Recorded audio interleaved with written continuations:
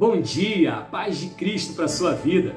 No Evangelho de Mateus, capítulo 14, conta que Jesus foi orar sozinho em um lugar, enquanto os seus discípulos ficaram no barco, pois eles iam atravessar o mar da Galileia, e então um grande vento soprou contra o barco, contra o mar, e as ondas levaram o barco para longe.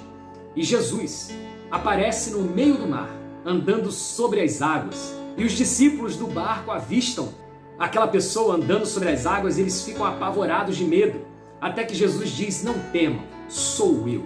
E o final da história é um grande milagre, de Jesus acalmando o vento e o mar.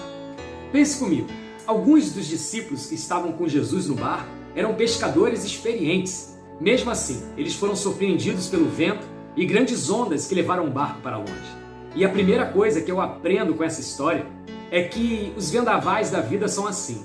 Chegam muitas vezes de surpresa, e mesmo que nós achemos que somos pessoas experimentadas, experientes nos problemas da vida, ou com bastante conhecimento naquela área do problema, muitas vezes ainda assim somos pegos de surpresa, somos levados pelo problema.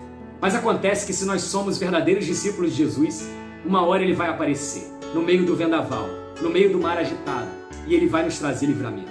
No caso dessa história com os discípulos de Jesus, quando Jesus apareceu para trazer o livramento, eles ficaram apavorados. É natural. Primeiro, que eles já estavam assustados com a própria circunstância do mar.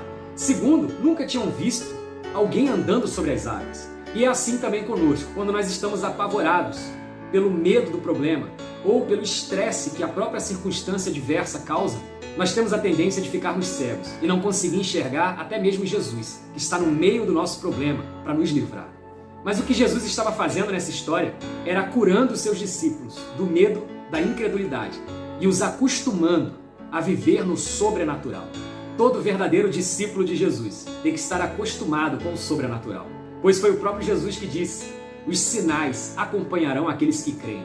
E ele também disse: se creres, verás a glória de Deus.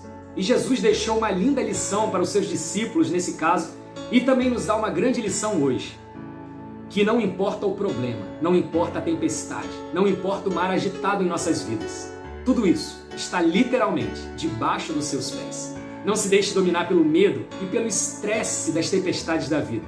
Creia que Jesus virá, andando sobre os seus problemas. Que Deus te abençoe com essa palavra, que ela produza mais fé no seu coração e que você saiba que Jesus ele está andando por cima dos seus problemas e que nenhuma tempestade da vida pode te tragar. Que Deus te abençoe, em nome de Jesus. Amém.